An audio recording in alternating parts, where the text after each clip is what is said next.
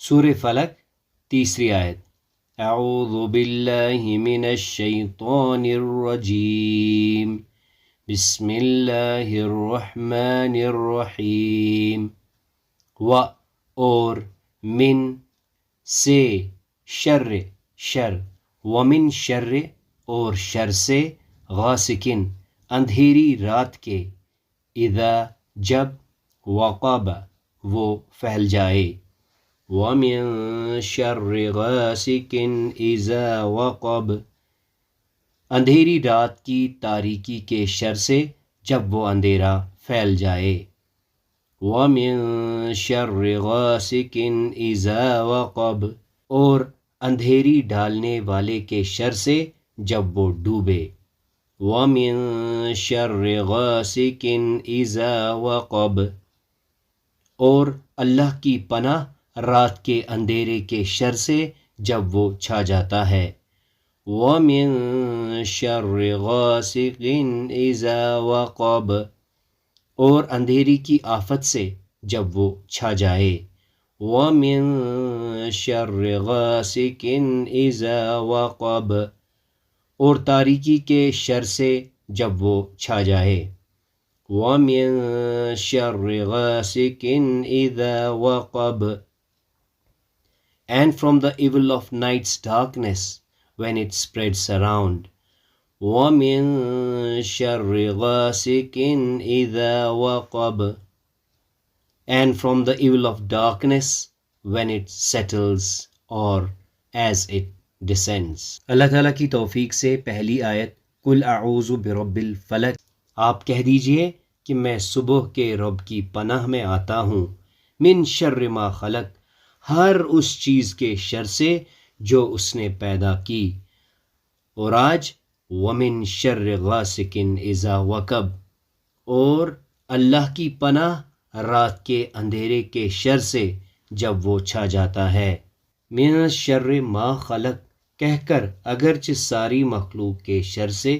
پناہ مانگنے کے بعد کوئی چیز باقی نہیں رہی جس کے شر سے پناہ مانگنی چاہیے، مگر مخلوق میں سے چند چیزوں کے شر سے خاص طور پر پناہ مانگنے کا سبق دیا گیا،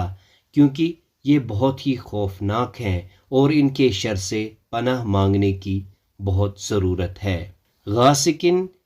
کا معنی ہے تاریک، سخت اندھیرے والی، غسق اللیل کا معنی ہے رات کی تاریکی کا سخت ہو جانا۔ سورہ بنی اسرائیل میں فرمایا الی غسق اللیل، رات کے سخت تاریک ہونے تک، وقب داخل ہونا، غائب ہونا۔ غاسقن اذا وقب کے معنی ہے رات جب ہر چیز پر چھا جائے اور تاریک ہو جائے۔ تاریک رات کے شر سے خاص طور پر پناہ مانگنے کی تلقین اس لیے کی گئی ہے کہ اندھیری رات میں بے شمار شرور و خطرات ہوتے ہیں۔ اکثر مجرم، چور، ڈاکو، زانی، قاتل اور شب خون مارنے والے رات ہی کو نکلتے ہیں۔ رسول اللہ صلی اللہ علیہ وسلم کو رات ہی میں قتل کرنے کے منصوبے بنائے گئے تاکہ نہ آپ کا بچاؤ کر سکیں اور نہ قاتل کا پتہ چل سکے۔ جنگلی جانوروں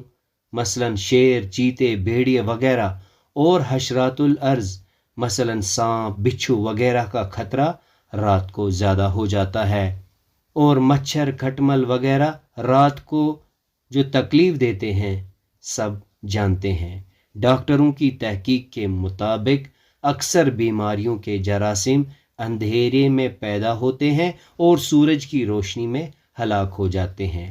اندھیرے میں وہمی چیزوں کا خوف مزید بڑھ جاتا ہے۔ ان سب پر مزید یہ کہ ان سب شرور کے اندھیرے میں واقع ہونے کی وجہ سے انسان ان سے اپنا بچاؤ بھی نہیں کر سکتا، اس لیے اندھیری رات کی برائیوں سے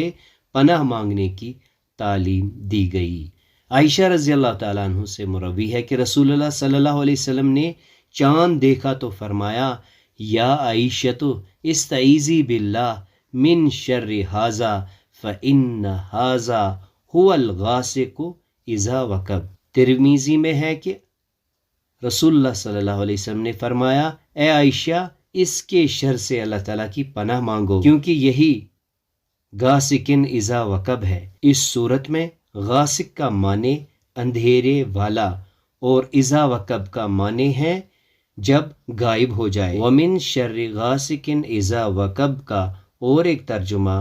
یہ بھی کیا گیا ہے، اور برائی اندھیرا کرنے والے کی سے جب وہ چھپ جائے، یعنی چاند غروب ہو کر اندھیرا پھیلا دیتا ہے۔ بعض مفسرین نے غاسقن اذا وقب سے سورج مراد لیا ہے، کیونکہ سورج غائب ہو کر سخت تاریکی پھیلنے کا باعث بنتا ہے۔ حدیث میں آتا ہے کہ رسول اللہ صلی اللہ علیہ وسلم کا ارشاد ہے، جب سورج غروب ہو جائے تو شیاطین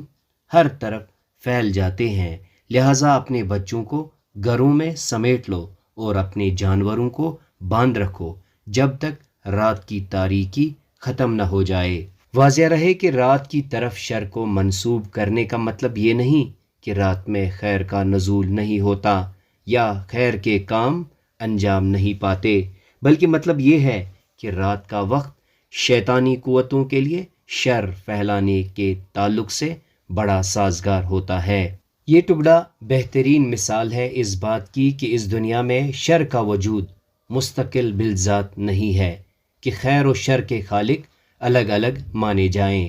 اور دونوں کی دہائی دی جائے، بلکہ یہ چیز اللہ تعالیٰ کی پیدا کی ہوئی چیزوں ہی کے متعلقات و حواشی میں سے ہے۔ اس وجہ سے اس سے بچنے کے لیے کسی غیر اللہ کی نہیں بلکہ اللہ ہی کی پناہ ڈھونڈنی اور اسی کی دہائی دینی چاہیے۔ اللہ تعالیٰ ہمیں اپنے حفظ و امان میں رکھے۔ اللہ تعالیٰ ہمیں ہر مخلوق کے شر سے اور غاسقن اذا وقب کے شر سے بھی محفوظ رکھے۔ اللہ تعالیٰ ہمیں ہدایت دے۔ سبحانک اللہم و بحمدک، اشہد ان لا الہ الا انت، استغفرک و اتوب الیک۔